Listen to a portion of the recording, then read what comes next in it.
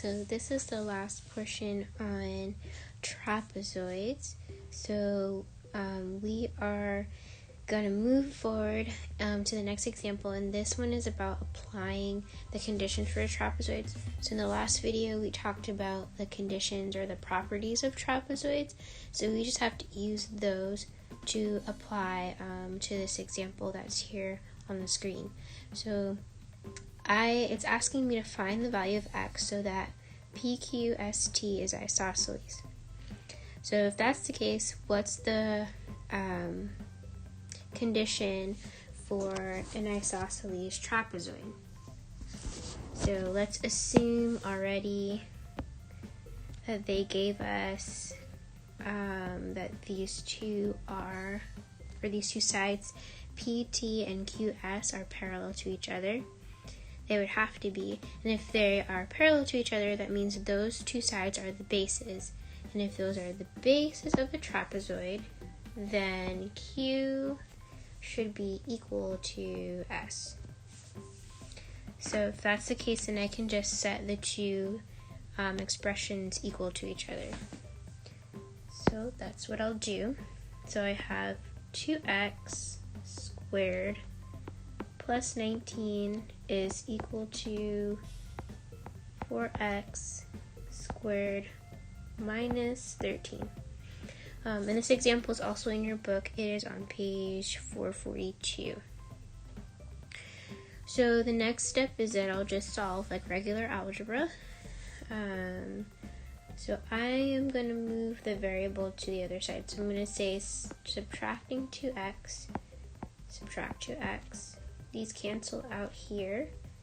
Pull my 19 down. And then I have 2x, this is 2x squared.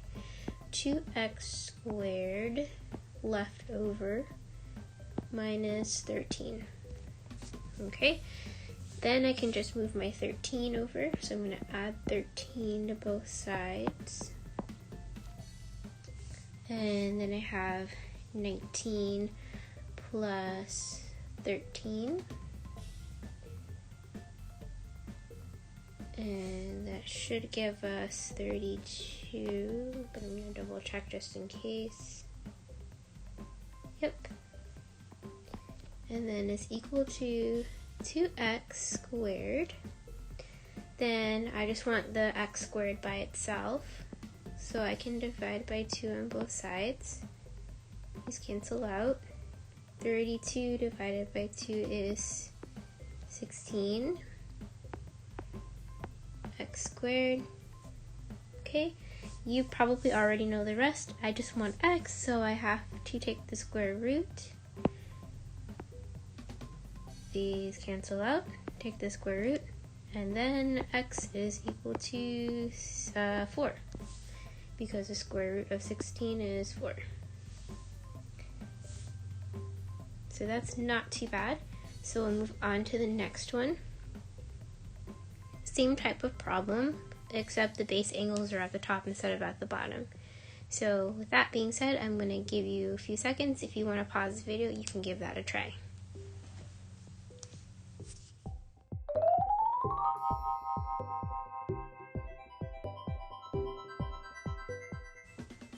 Okay, so in this one, like I said before, you have the base angles up at the top. They told us that PS is parallel to QR, so that tells me that based off the properties we learned before, that these angles should be equal to each other in an isosceles trapezoid.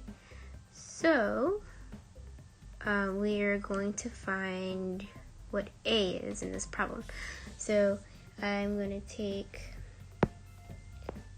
A squared plus 27 and set it equal to 2a squared minus 54. So then, like in the last problem, we'll do similar steps. I'm going to subtract a squared from both sides.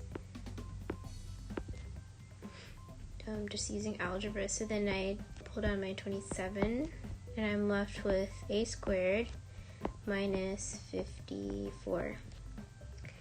And then what I want to do is I'll add 54 to both sides because I want the a squared by itself.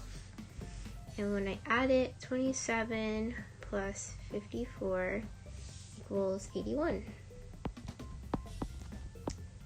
And then I get a, so 81 equals a squared. I want a by itself, so I'm going to divide. That cancels these out. Or not divide, I'm so sorry. Take the square root. I'm going to take the square root of the 81. And then the square root of 81 is 9, so a equals 9. Okay, so moving forward. So the last part of this chapter is the trapezoid mid-segment theorem. So in this problem, you'll see that xy, so this segment here, is parallel to BC, and then xy again is parallel to AD. So basically it's just saying that xy is parallel to the segment on the top and the segment on the bottom. So when I look at the formula, this tells me that xy, this mid-segment, is equal to 1/2 of when I add the top and the bottom together. And so that's what this formula is here. So we're going to do one example so I can show you what that looks like. So in this example, instead they give me xy, so I'm going to set up my formula the exact same way. So I'm going to write the formula at the top, and I'm going to use these variables instead of the ones that they gave me before. So let's do that. So I'm going to write xy is equal to 1/2 of FG plus EH.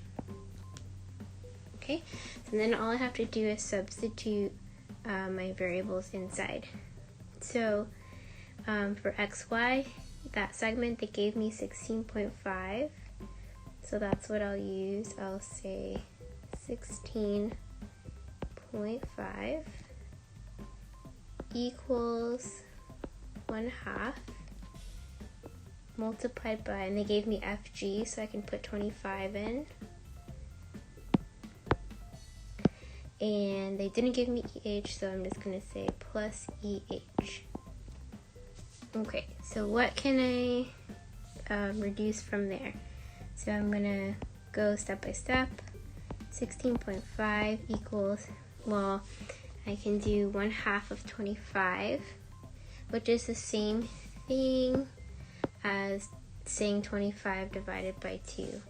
So 25 divided by 2, that gives me, when I carry this over here, that comes to 12.5.